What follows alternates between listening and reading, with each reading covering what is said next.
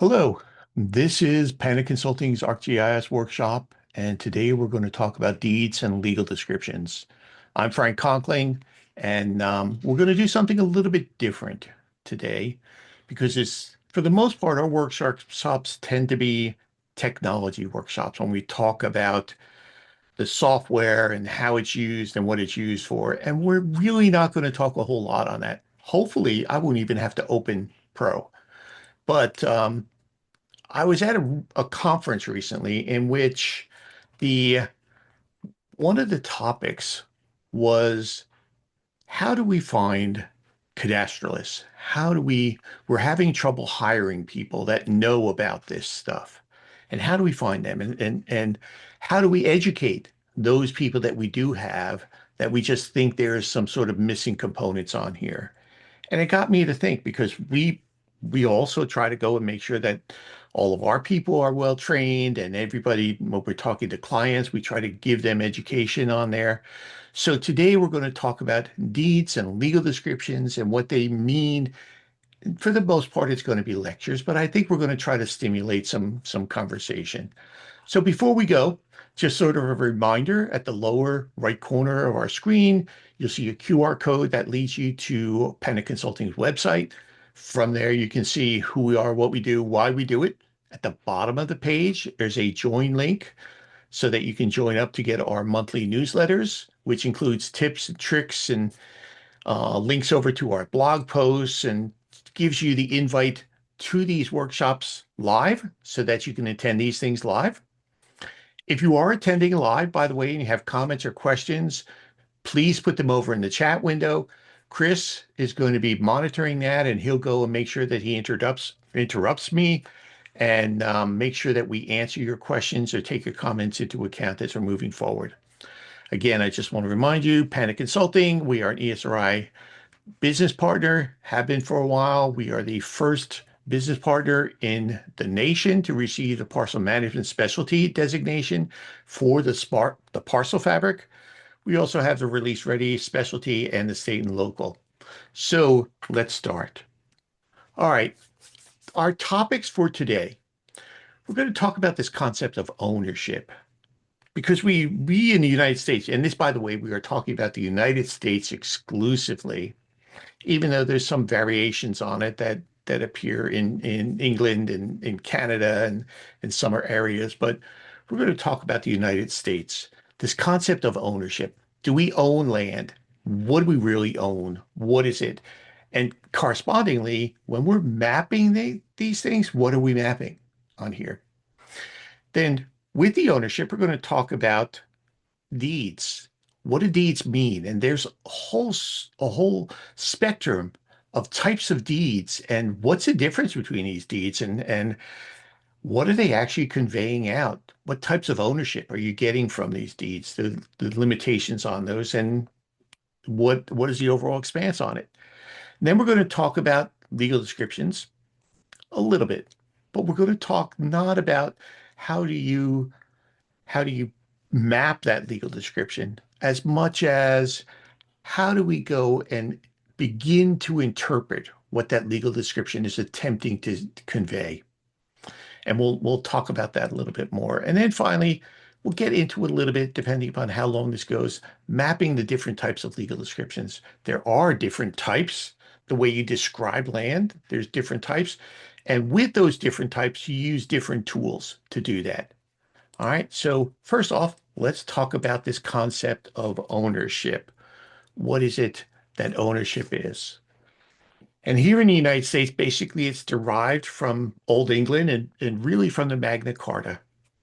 And originally, the ability to own land really wasn't necessarily a true conveyance of ownership, but rather it was from a lord being able to go and grant a peasant or a duke or someone else who may not have owned that land the right to do something out there.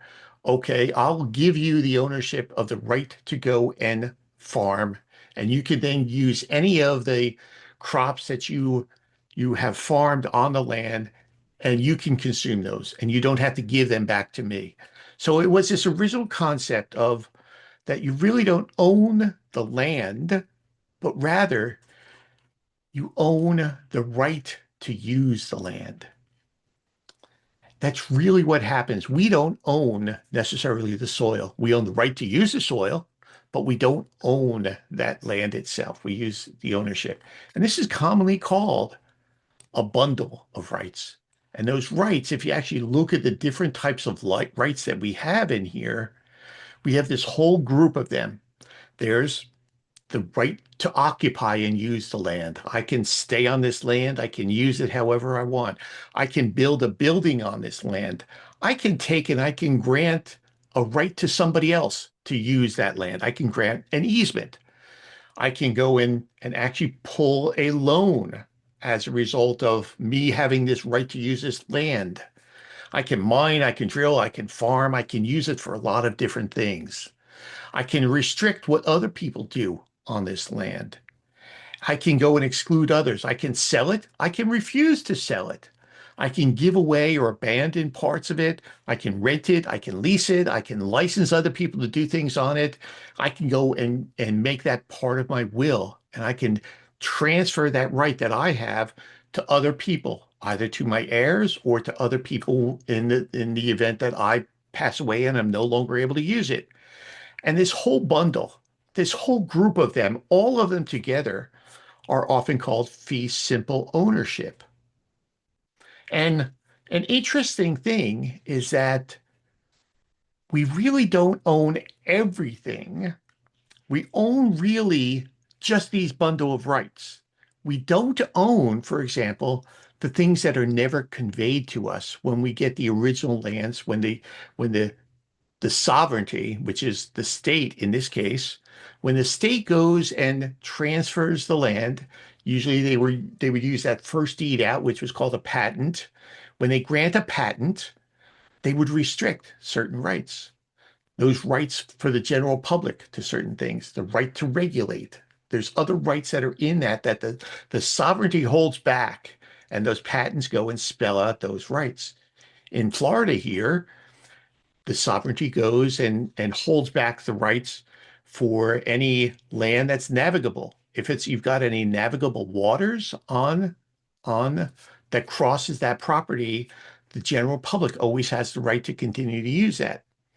The states here in Florida, the sovereignty also goes and restricts and holds back to itself oil and mineral rights on here. And they may actually convey those out to somebody else, not you, when they go and sell this land. So this whole concept is we don't own the land, but we own rights. We own these separate rights to the land itself on here. So let's talk about that a little bit. What is this ownership? There's a couple different levels that we can actually go and look at. The first is sovereignty. This is the states. When the land is acquired and by the United States, and we then go and get statehood established, that states then have the rights to control it, with the exception of anything that may have been already deeded out. Those are called grants. And down here in Florida, we have English grants, we have Spanish grants, we have a couple different grants. So if the states never got the rights to hold it and own it, that never gets conveyed. So you got to be careful. There's certain things you want to deal with. But sovereignty is the statehood, all right, on here. Um, right, we're going to get into that later. All right, so sovereignty. And then there is almost complete collection of bundles that we talked about. It's called fee simple. Fee simple is the largest collection of rights that you can have. It's the overall aggregation that a private owner can go and accumulate two pieces of land. All right, this is everything on here. And normally, when you buy a piece of property, or even when you buy a building, you're actually buying also the rights to that property with restrictions on here, but you own that fee simple for the most part on here. You don't own everything, but you own almost everything on there. You also have what's called easement rights. Now, these easement rights are a specific right to use the property by one specific entity, usually a utility company or some sort, and they'll have a right to go that will be defined in the deed itself. It will be the right to use for drainage purposes, or the right to use for the installation of utilities, or it'll be spelled out in that easement deed what rights are being conveyed, to whom it's being conveyed, and if there's any limitations on there, such as a limitation of an expiration, that sort of thing.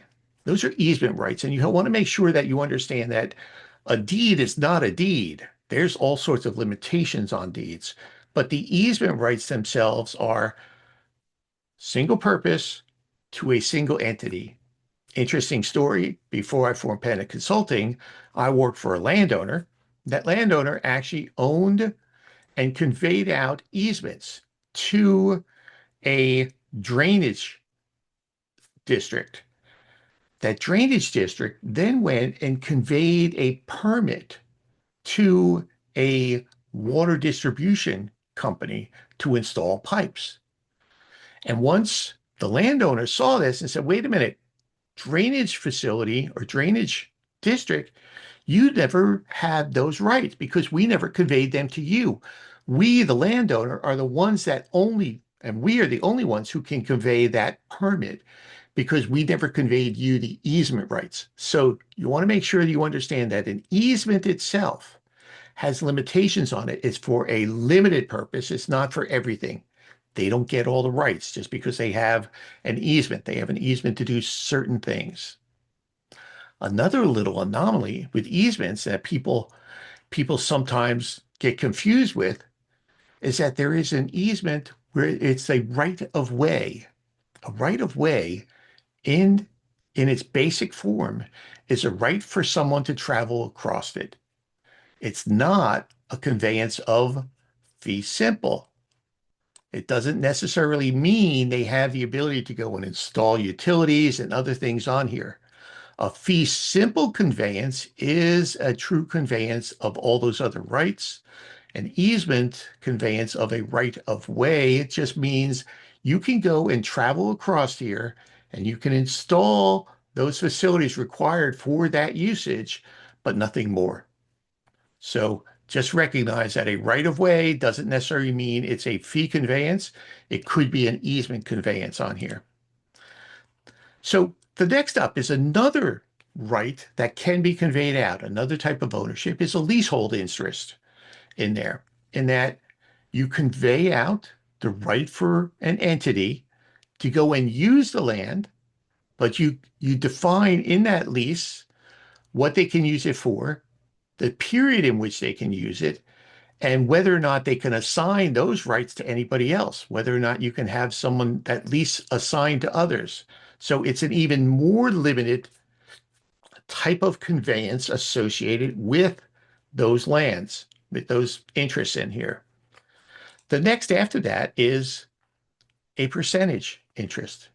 And this happens when you'll have a piece of land that's owned and you'll have someone pass away, and then their heirs in the last will of the original owner may say, I want to give 50% to this person, 50% to that person.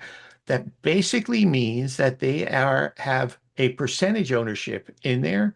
They own those interests, but they don't own all of those. There's the interest in other people that are on here. And you get into that when you start talking about things like different types of ownership, whether it's an individual owns it, they own everything in there, or whether it's a joint ownership or co-ownership.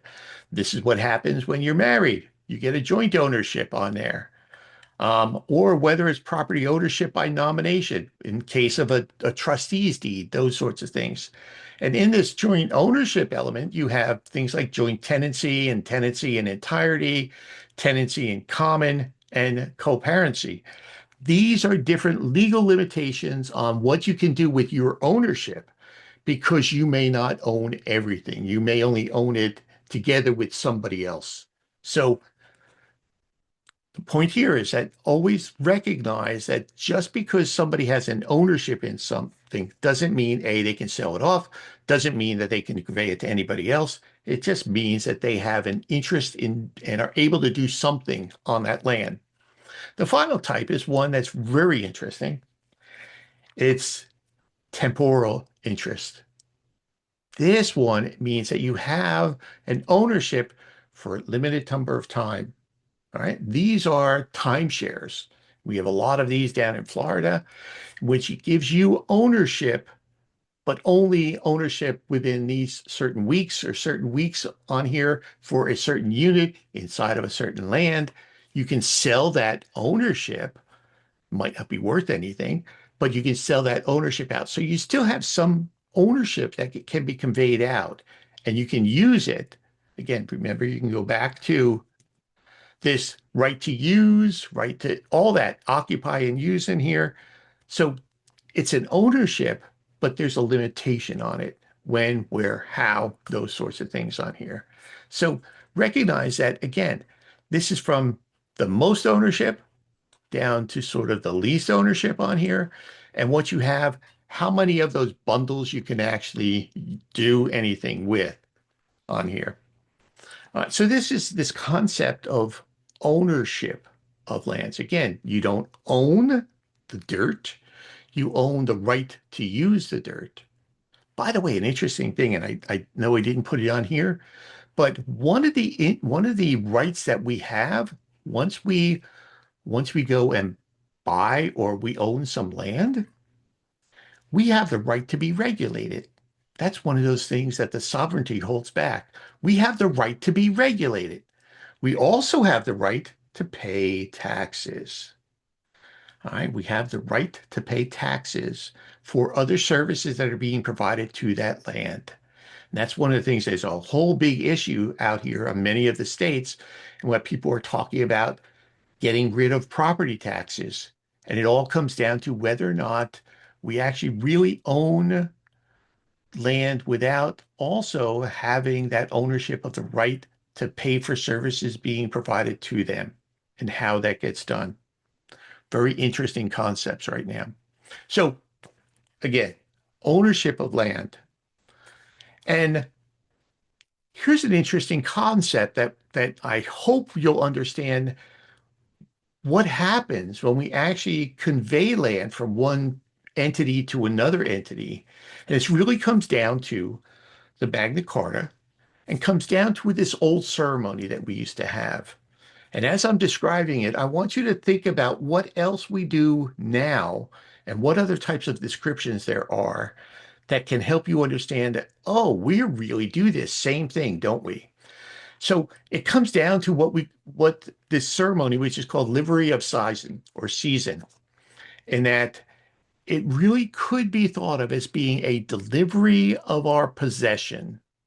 And it's a ceremony in which, when we're getting ready to go and convey land, the person who owned the rights and the person who was going to own the rights would go and meet.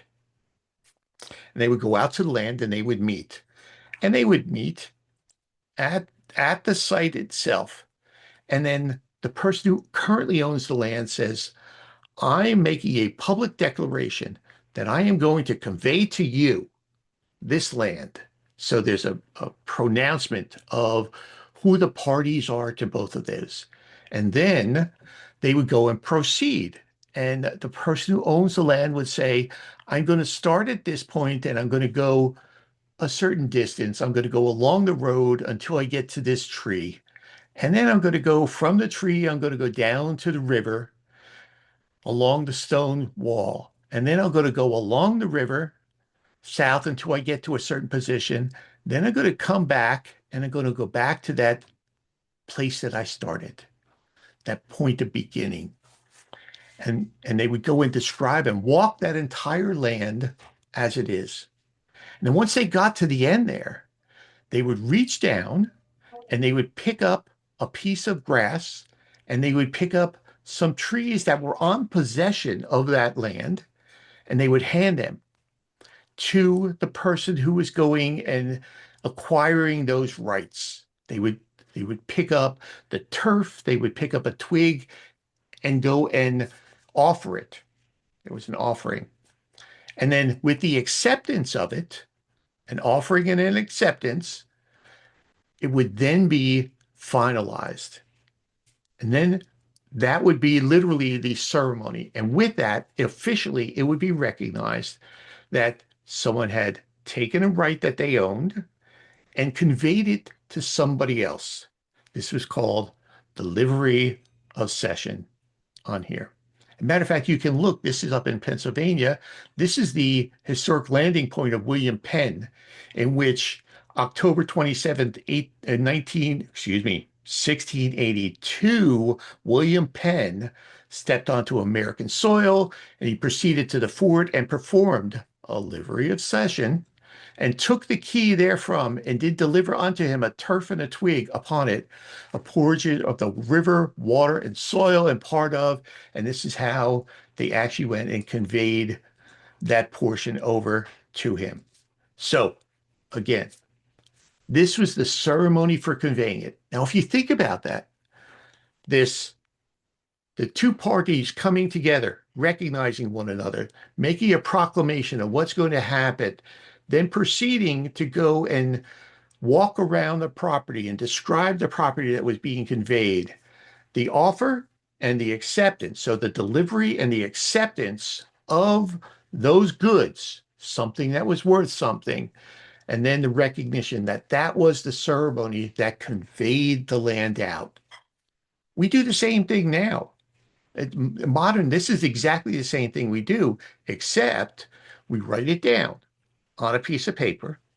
Sometimes it's not even in the same room, but we'll have a piece of paper and we'll say that this person, the grantor, is here, and the grantee is here, the person who's going to get the land, and they've acknowledged that they're going to convey this right over here.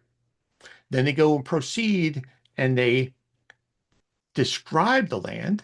And if you think about that original way they did it, they would go and describe the boundaries by walking around it. That's what's commonly called a metes and bounds description. It's the most common description in the colonial states. And even there's quite a bit of them that's described that way in the public land survey system states also. And done that. And then there would be that acceptance of how much was conveyed, the acceptance, the recognition, the sign off. And that's exactly the ceremony that we have now. It's exactly the same ceremony that's now called closing instead of delivery of Seisen. So that's exactly the same thing we do. So if you understand that, then what we can start talking about is the deed. So what is the deed? The deed is the documentation of that ceremony. All right. And it has to contain certain elements on it. Right here, I want you to start thinking about when you're getting ready to go and map a legal description, when you're getting ready to map a legal description, recognize you're really not mapping the description. You're mapping the deed. You're trying to resurrect the ceremony that was done before the other earlier. You're trying to go and recreate it. And you want to know, A, who's doing this, right? So the deed itself has to contain all the components of the livery of Seisen. It has to contain who the grantor is, who the grantee is, the place of execution, the description of what type of title is being transferred. Is this an easement? Is it fee simple? Is there any sort of guarantee? Is it a general warranty? Is it special warranty? What type of guarantee is coming back and forth? And we'll get into that next. All right. So what's the date and the place of the execution of this ceremony? The name and description of the parties in here. All right. And any recitals about limitations on this am I giving an easement right to this? And you have a limitation on it. And then what's the description of the property? How do you describe the property? What about other deeds and conditions? What about things that I'm holding back from you? Remember I said the sovereignty, when they gave out the deeds and the patents, they often held back certain things. And it's the same thing. Most deeds you want to go and look at and see, does it have exceptions to it? Does it have reservations on here? One of the most interesting things is when you get a deed and they describe a piece of land, but then they say less than except that land lying south of a certain line. And if you don't pay attention to that, often you'll find that you map things that are not necessarily conveyed out as a result of that deed. Brings up a good little question, though. What is the difference between a less than exception and a reservation on here? A less than accept means I'm excluding it from this conveyance out. You never get any portions of it. A reservation means I'm keeping it for myself. All right. Less than accept means probably somebody else owns it. I can't convey out. A reservation means I'm going to still keep it. I'm not giving it to you on here. So just remember that. Covenants and undertakings, then signatures and witnesses, and then whether or not there's anything else as far as any limitations on here. I also have another comment over here.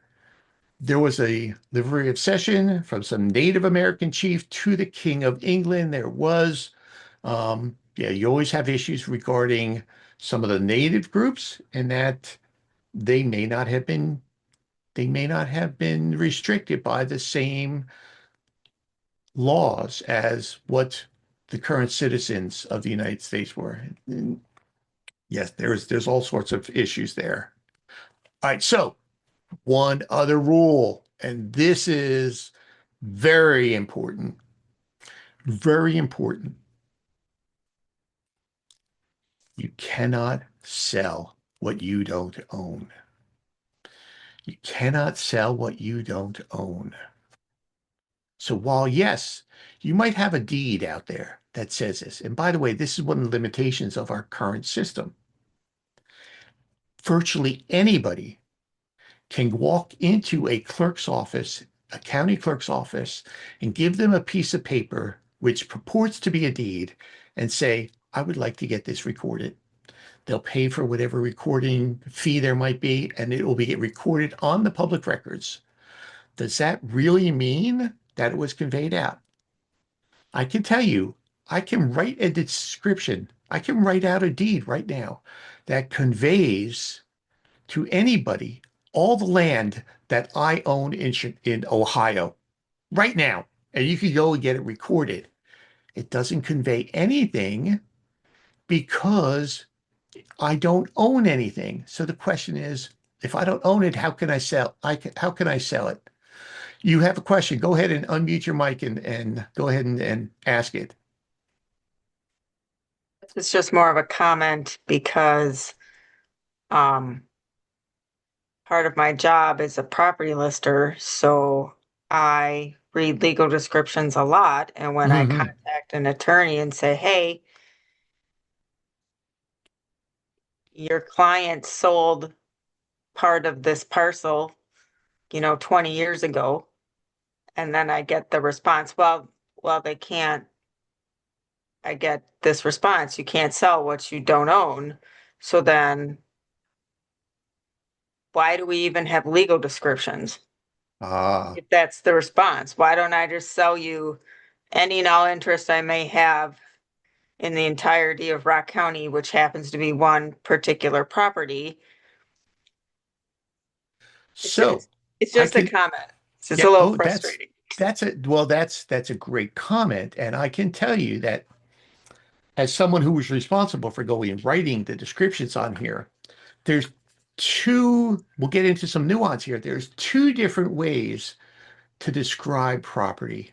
One is describing the boundary of the property that you believe you want to go and convey out. Now, that's what happens is that's the most commonly adopted way of doing it. All right. That's where you're actually describing a boundary. And if you go back to the Livery of Seisen, that's what it wants. It wants a description of the lands.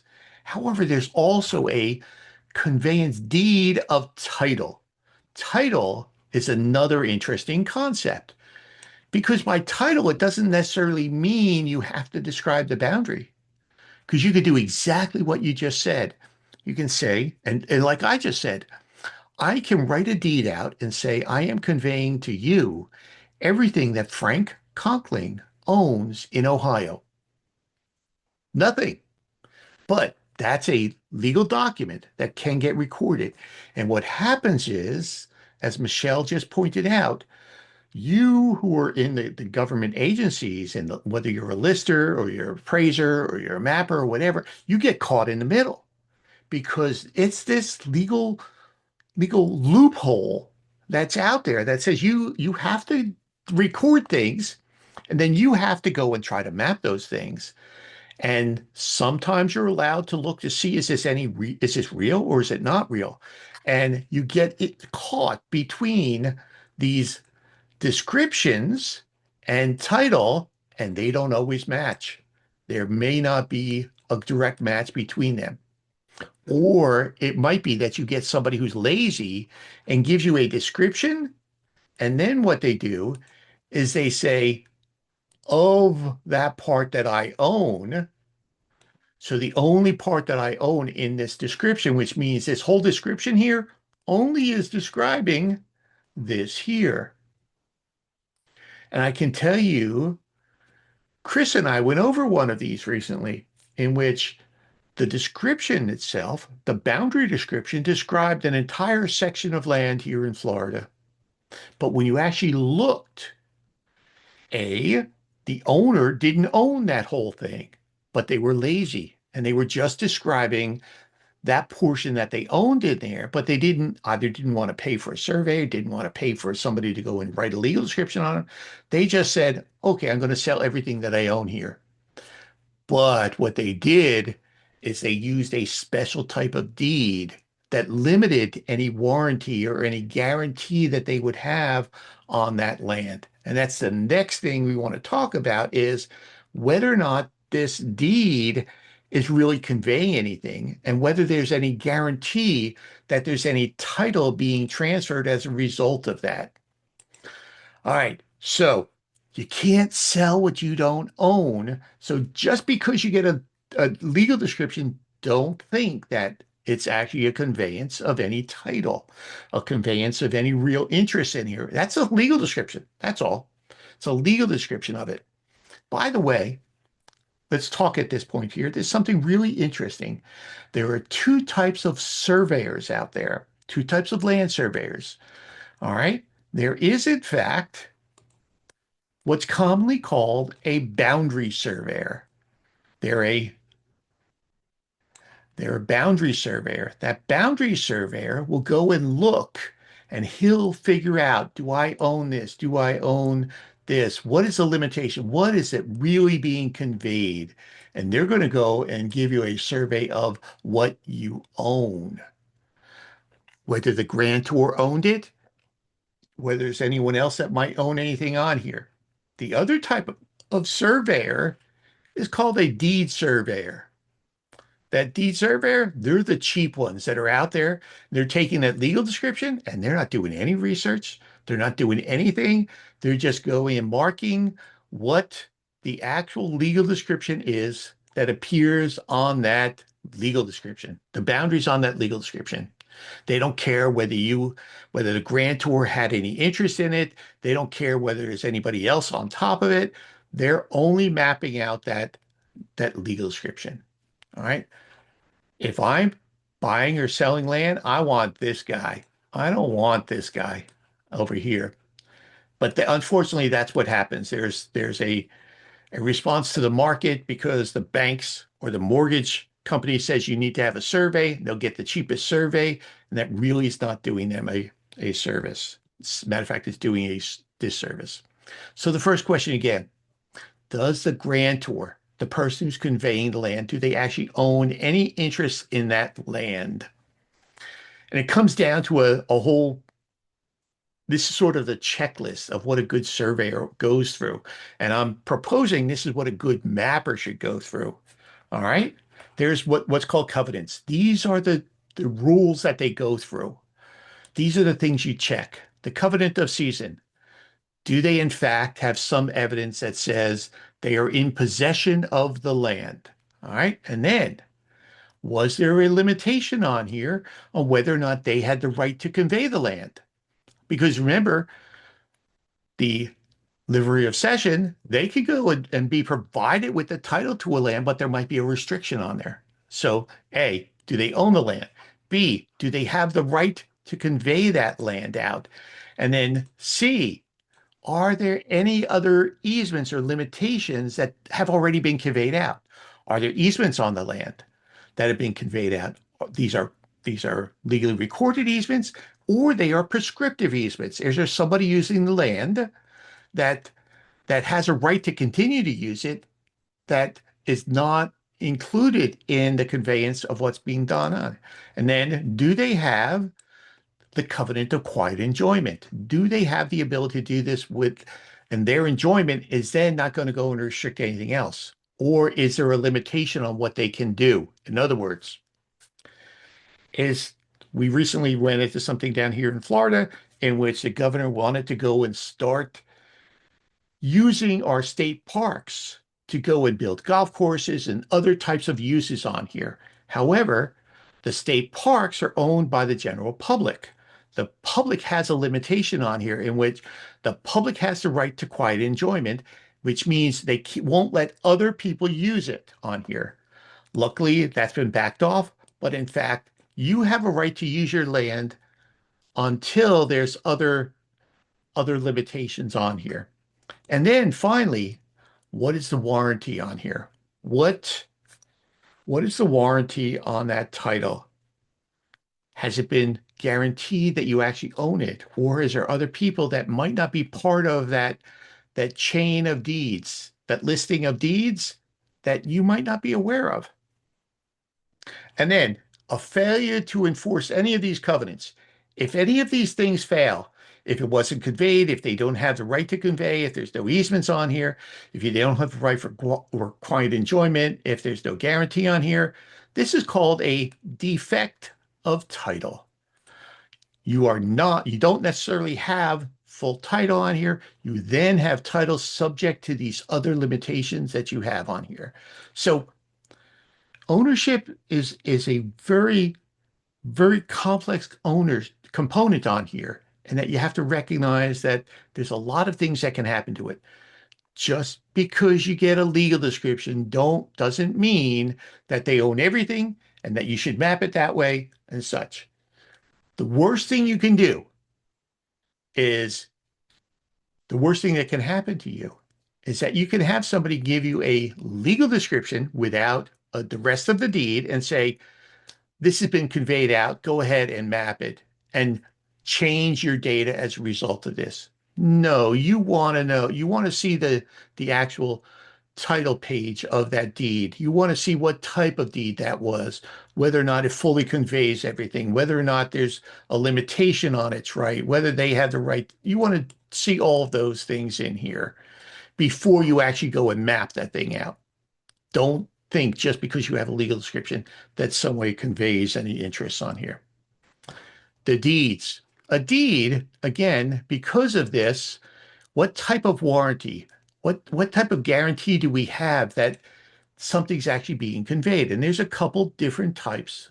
The general warranty means that the grantor, the one who's selling the land, will guarantee that they haven't conveyed anything out and their predecessors haven't conveyed anything out. They own full title to it and they have the ability to go and they have the right to convey out that land. That's the best type of deed that you can get is a general warranty. Getting tougher and tougher to get those. Instead, what often you'll see is that a special warranty deed. A special warranty deed says, I've not conveyed anything out since I owned it. I don't know what I really got, but I'll convey out what I gave you or what I acquired.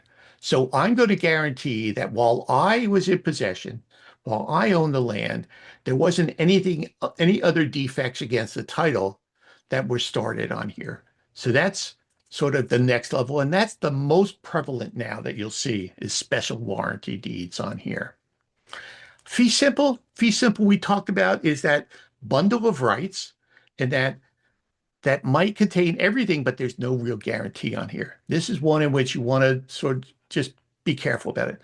Trustee's deed, trustee says, I really don't own anything in here, but I'm acting as a trustee. I'm acting relative to some sort of joint ownership uh, by a corporation or by some other entity, and I'm acting as their trustee. So I'm not personally guaranteeing it, but that trust will give you something.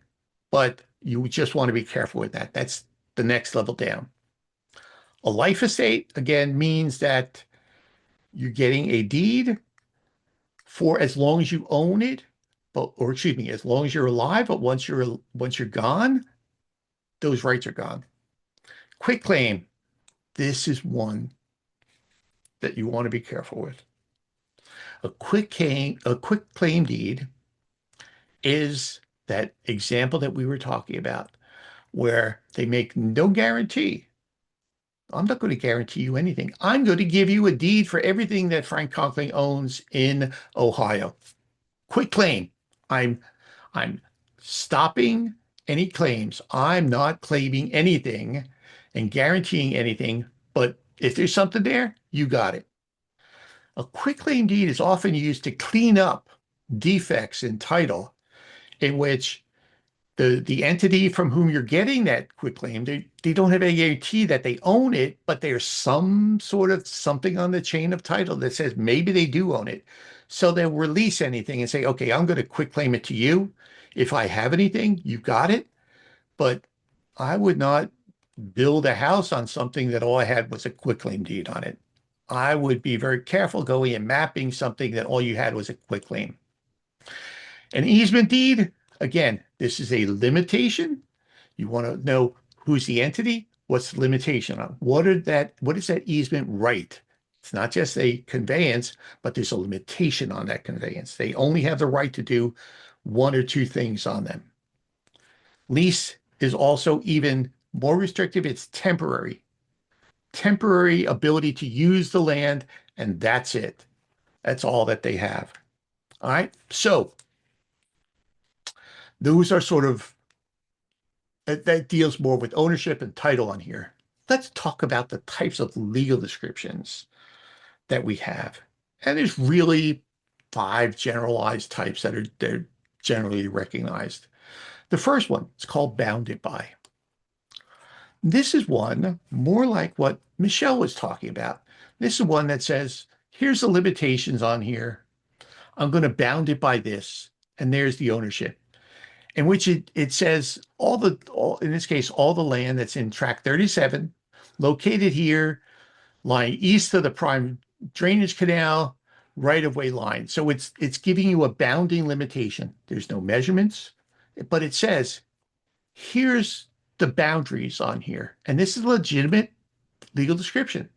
It's bounded by. It's the most generalized one. But if you're thinking about it from a conveyance of title, this is one of the strongest ones because this allows you to go and say, this is exactly what I'm getting. I'm getting everything that you own inside of this limitation, inside of this boundary.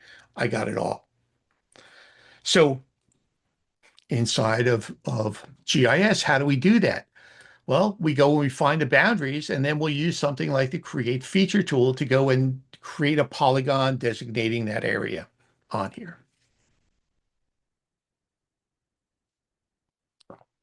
Meets and bounds. This is the most common one, especially in the colonial states and even in the public land survey system states. These are meets and bounds description. This is where they start at a point. This is livery of Seisen. You start at a point of beginning, and then you describe the boundary using courses or monument calls. These are monument calls that you go, and it describes a lot. For example, in this case, it's the point of beginning, and then it's going a bearing and a distance along the southwesterly right-of-way line. Ah, so it's describing not just the course, but the right-of-way line. And then it goes through others to a point that lies on said northeasterly right-of-way line, being a point of curvature of night tangent circular curve. This is a meets and bounds description, again, most popular. And when somebody's learning how to go and map out legal descriptions, this is the one that they like because this is a very finite boundary. Doesn't say anything about whether or not they own it or not. It's just it is something that's very finite and you can measure it and you can calculate whether or not it closes on here. Here's an interesting thing about this. So when I go and run out this meets and bounds description using a traverse tool inside of ArcGIS Pro, and it closes, is that an indication of accuracy of what's being described? Or is that an indication of a precision of the information that I'm being given and how well it closes? The answer is it's precision. It's not accuracy. Just because you have a geometry that closes, that means that they gave you enough decimal places behind the measurements. They measured out the bearings to close enough a more granular measurement. That doesn't mean it accurately describes that land. It just means that it is precise at what it does. All right, so just be aware of that when you're thinking about mapping these things. Meets and bounds description has a level of precision, not necessarily accuracy, because unless they described it using exactly the same numbers as previously, or they describe the same monuments, and we'll get into that in a minute, it doesn't necessarily mean it's describing the same property. And that's one of the problems you get into when you're first starting mapping, because you're looking at these measurements and thinking that's the land, and it's not the land. It's trying to get you to monuments on here. Let's talk about this. Here's a parcel, a legal description of a right-of-way for a map road that's being conveyed out. And what I want to go and point out is that in here, I've marked in red what most beginning mappers see. That's what they see. The bearing and then the distance along there in here. And what I'm going to tell you is that that's not how it's described. Truly, to locate this, what you have to do is you look at the other things commencing at the southeast quarter of this section. Thence, along the west line of the northeast quarter here for that. So if it turns out that that west line doesn't match this bearing, what happens? Well, it turns out it made a monument call and said, we're going along that line, whether it's the same bearing or not in your data, we're going along that line. That's what we want to go and map things according to, is what's called the monument calls. These are monument calls in here. And so think about the bounded by description and how these are really the bounds that you're going to be looking for when you're mapping things out. Bounds. You're looking for a definition of what the boundaries of this land was. It's not whether or not on the Livery of Seisen they measured out their paces correctly. It's what the description of the boundaries were. And again, that's one of the problems most people start with is they start measuring out on here and they're like, oh, it goes further than what my data says that property actually is. So they go in and create an overlap, or it doesn't go as far as what I have measurements on. So they create a gap. The reality is in conveyance of land, almost never should you see an overlap or a gap. The assumption is they're trying to go and convey everything they have within limitations. They are trying to convey it all. You want to look for the bounds. You want to look for those boundaries elements in your legal description. And what happens, again, these are the types of monuments you have, things like unwritten rights. Do you have somebody who's using the land on here, senior rights, junior rights? What is the intent? What is a written intent? Remember I said you want to look at that whole deed. You want to look when they said, these two people have come together and they're intending to convey this out. You want to look at that because they may have been they may have been intending to convey a piece of land in section 1, but that legal description was in section 12. That would invalidate it because their intent was not being followed. What lines were marked and run? How did they describe those? What are the natural monuments that are called out? Those things that were existing that are not man-made, trees and rivers and such. Things like roads also, even though that is man-made. What about the original monuments? The original monuments that were set by the first surveyor. And then record monuments. Record monuments are things like along that right-of-way. That's a record monument. And then occupation or possession. And then finally, all the way down here at number 9 is direction and distance combined. And then if they don't even match, then it's the distance. And then finally the direction. And then how much is the area on here? So if we look at what's the most important to the least important, again, the most important stuff are some of those unwritten rights, the senior rights, what they had intended to do, how they described it, and then finally, what that description, that meets and bounds description said, what the distance, what the bearing was, and what the area is. They're all the way down. When you start learning, often this is inverted. That's not the right way to go and map out a parcel of land. So let's talk about public land survey system for a little bit. This is fine. When you go to do this, by the way, this is section, township, and range. For those of you in the colonial states, you don't have to worry about it. In some way, it's a blessing. In other ways, it's a curse because the federal government has subdivided all the lands before anyway. The problem is trying to find those corners. That's the issue. So you find the original boundaries and you break it down using the official rules on here. Well, let's talk about that for a minute. The original government lands are broken into townships. And we don't need to go into the initial point and the townships or ranges or anything like that, but just say that a township is 6 miles by 6 miles.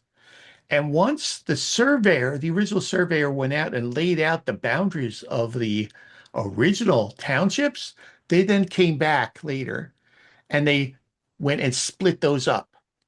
And the way they split them up is they started at the southeast corner and they came over to the monument that they had established 80 chains over or 1 mile over from that southeast corner of the township. And they started going north. And they would go a half a mile up and they drop a monument. They go a half a mile up and drop a monument. And then they turn east. And they go east, drop a monument, go east another half a mile, and they drop another monument and see how close they closed to their original location. And then if it was within tolerance, they leave it there. Then they come back here and they go up and over, up and over, up and over, up and over. And then they would come back to here. And then they would come up and go up and they'd go a half a mile and drop a monument. And then they would measure whatever was left here. This is whatever was left here. And if you note the way they did this, up and over, up and over, up and over, up and over, up and over, what happens is you have a row of sections on the north and the western end of most townships that always have extra or shortages, what's called excess or deficiencies, in at least that last half mile in here. So if you are working within sections 1, 2, 3, 4, 5, 6, 7, 18, 19, 30, 31, you want to be careful because that portion of those sections which are down here are close to normal. That portion of those sections which are on the north for this northern tier of closing sections, they always have little breaks on here. They're always a little bit different. So often I'll get a question, well, can't I just go in here and take this section and take this line and split it in half? No, because this area up here is going to have excess or deficiency. Better to go and find the monuments if you have them, and if you can't, go up the full 40 chains or half a mile and use that, and then use whatever is left here to break down a section. So a section is actually broken down in this way. We've got the corners on here, and it connects the southern quarter corner with the north quarter corner, the west quarter corner, and the east quarter corner, and you straight lines between them. Where they intersect, that's called the center of section. And then this is the northeast quarter, northwest quarter, southwest quarter, and southeast quarter. Now, if you look over here, this is a closing section. And what you'll see here is on a closing section, this is section 5 here. This looks pretty normal. But on here, what happens is it's not. They have different measurements here. They try to get as many normal or regular types of subdivisions as possible, and all of the rest is left up. This excess and deficiencies are left in the tier up here. So if you're a gambler, you'll buy section 6 all the time because there might be excess in there. Or if you're very low risk, you'll never buy 6 because there might be a deficiency in there. So just be aware that when you're looking at a township, a public land survey system township, you want to be aware what section you're in, because they're not all the same. They're not all broken down the same. And by the way, there is no way to actually have this automated, because it comes down to where those original monuments were established when they were first broken down into the individual sections. A couple more things. The next thing is what's called an aliquot description. An aliquot is a French word meaning portion of. All right. So what this says is find the boundaries and figure out what that portion of is. So in this case, this is the easterly 25 feet of this southerly property, and together with the southerly 30 feet. So it's the easterly 25 of the southerly 30, 25, 30, here it is here. And then it's subject to an ingress and easement over the west 10 feet thereof. That's this here. So with an aliquot description, you find the boundaries and use that to generate going parallel, not measurements. You go parallel off of those other lines on there to figure out where they are. And that's using either the divide tool or the copy parallel tool, but you use that to generate. It's always from the original boundaries that you use it. And then finally, we have the strip boundaries. All right, this is use the traverse tool. Now, a strip boundary is actually dependent upon this center line or this baseline, and then it tells you how wide that is or which side it is on there. You go and you generate that center line or that baseline, and then you go and create parallel to that to figure out what the limits of that overall parcel is that's being described on here. All right, that's a strip boundary on here. One of the things you want to watch out with the strip boundaries is often you want to go and make sure inside of here that there's some sort of provision such as this here that says the sidelines of that strip will be shortened or lengthened to terminate at said section lines or at said boundaries in here. Otherwise, what winds up happening is it goes this way to here, or sometimes it might not be described all the way. You just want to watch for that as one of the limitations on this. All right, we're coming at the end of our workshop today. I recognize this was different than the normal one. Hopefully it's of some interest, and hopefully you want to continue to build on this. We wanted to go and see if we can help build that sort of background or domain knowledge that's needed to be able to start getting you to understand what you're doing when you're actually mapping a parcel. So let me just start and say, let me go back here. Are there any questions? We'll put them in the chat window or raise your hand and I'll go and open up the mic. If not, hopefully stick around. We'll talk a little bit afterwards.